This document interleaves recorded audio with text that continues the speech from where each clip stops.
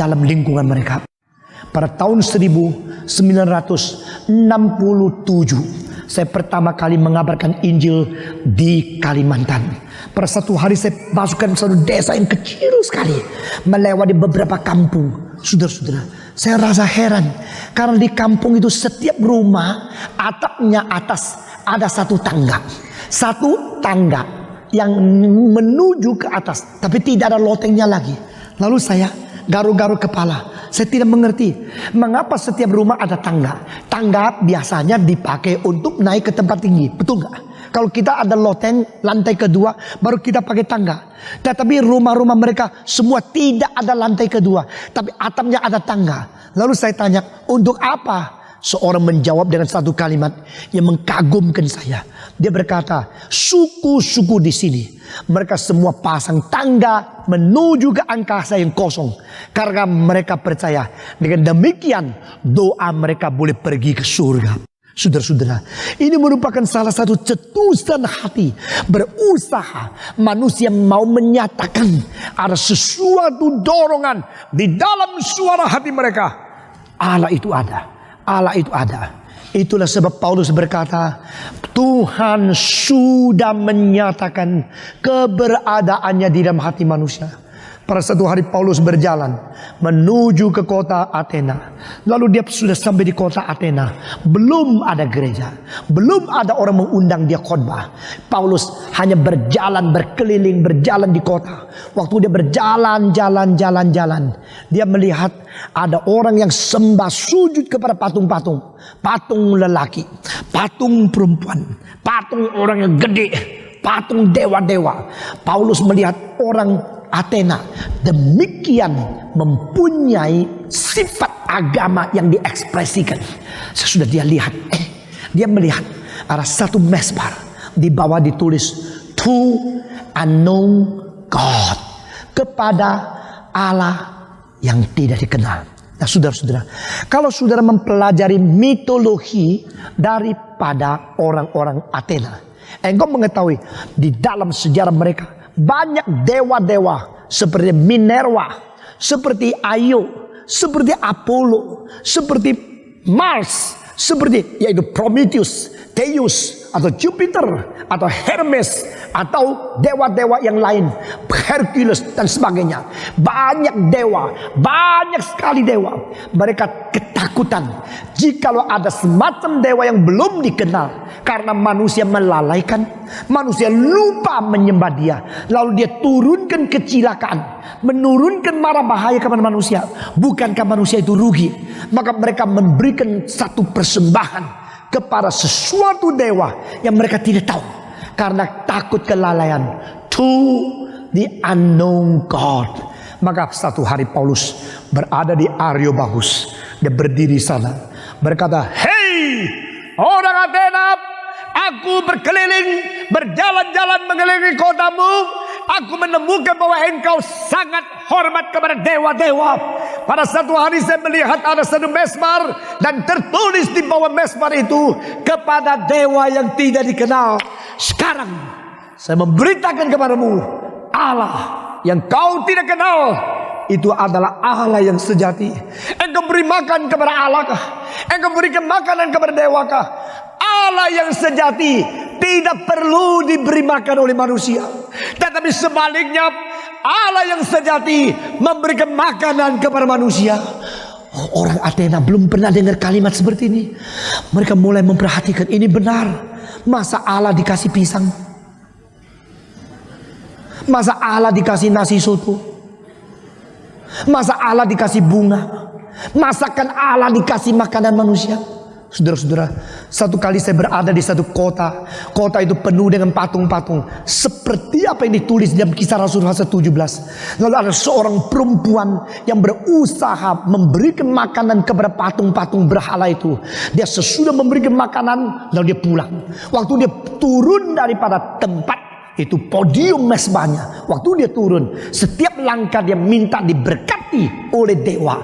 Lalu dia pakai kulit pisang. Bukan kulit, itu daun pisang yang kecil. Kasih nasi sedikit taruh. Sesudah dia jalan, Kasih lagi satu. Setiap langkah dikasih sedikit nasi. Setiap langkah dikasih sedikit nasi. Supaya untuk memelihara dewanya. Saya lihat dari jauh. Perempuan itu begitu ibadat. Begitu sungguh-sungguh. Sambil jalan, sambil kasih nasi. Sambil jalan, sambil kasih nasi. Setiap langkah dikasih nasi. Supaya langkahnya diberkati oleh dewanya. Tapi yang menjadi heran, saya rasa heran sekali. Belakangnya seekor anjing yang ikut. Jalan. Sebagaimana perempuan itu jalan pelan-pelan, anjing juga pelan-pelan. Kecepatannya sama pelan, saudara-saudara. Setelah dia kasih nasi, anjing makan.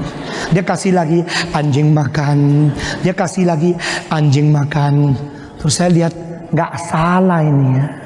Dia kasihkan dewa, tapi anjing bilang, akulah dewamu, aku yang makan. Yang memberikan kepada dewa, anjing yang menerima. Nah saudara-saudara, Paulus berkata, engkau cari Allah kah? Engkau bilang, iya, saya cari Allah. Engkau cari Allah. Allah yang mana? Allah yang mana yang kau cari? Hei anak muda, kepada siapakah engkau menghadap? Kepada siapakah engkau beriman? Kepada siapakah engkau beribadat? Paulus berkata, hei orang Athena, hei orang Greka, saya melihat dalam segala hal engkau sangat berhormat, sangat beribadat kepada dewa-dewa. Sekarang saya berkata kepada saudara-saudara di Athena, Allah yang sejati tidak perlu diberi makan. Allah yang sejati tidak menerima makanan dari manusia. Tidak ada seseorang memberikan makanan kepada Allah. Sebaliknya, Allah memberikan makanan kepada manusia. Bukan manusia memberikan hidup kepada dewa, tetapi Allah memberikan hidup kepada manusia. Bukan manusia yang memelihara dewanya, tetapi Allah yang memelihara manusia. Alkitab berkata kepada kita, Allah tidak perlu menerima makanan dari manusia. Allah tidak perlu menerima pemeliharaan dari manusia. Allah tidak perlu dibikin rumah sehingga tidak kehujanan. Tidak.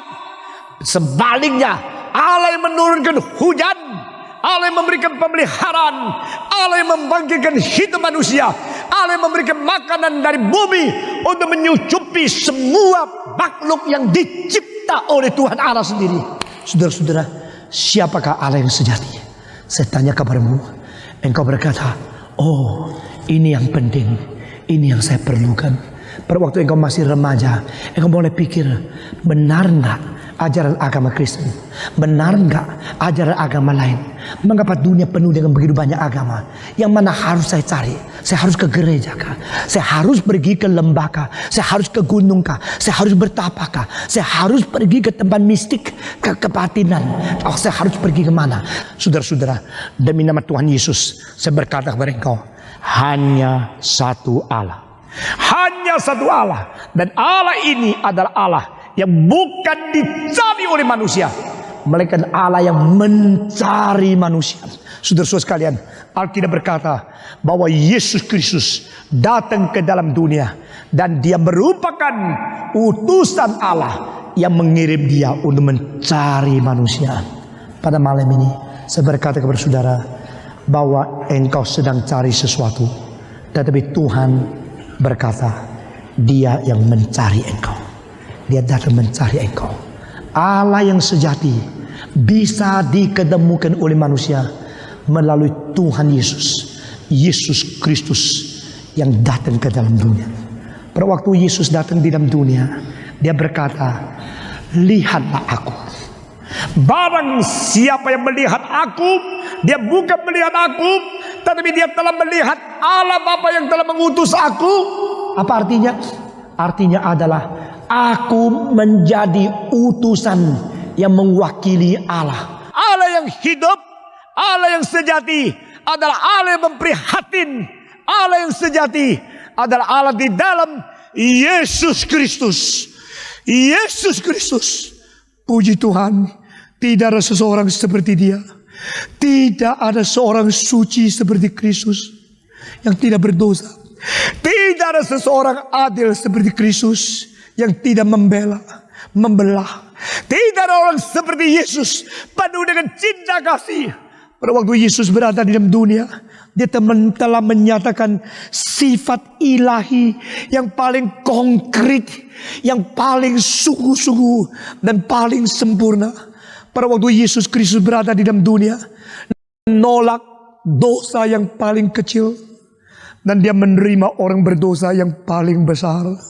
Dengar sekali lagi, pada waktu Yesus Kristus berada di dalam dunia, dia menolak dosa yang paling kecil, dan dia menerima orang berdosa yang paling besar. Bisakah engkau menemukan juru selamat seperti dia?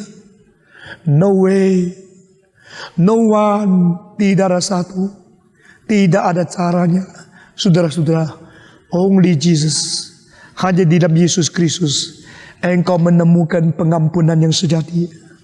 Hanya di dalam Yesus Kristus engkau boleh menampak Allah yang sejati. Hanya di dalam Yesus Kristus engkau mendapatkan pengharapan yang sejati. Malam ini saya bukan datang untuk memperkenalkan diri saya. Saya bukan datang untuk memperkenalkan teori manusia. Saya datang memperkenalkan Yesus Kristus kepadamu. Saudara-saudara, hai remaja, dengan tekad yang bulat, carilah Tuhan. Karena Tuhan terlebih dahulu mencari engkau.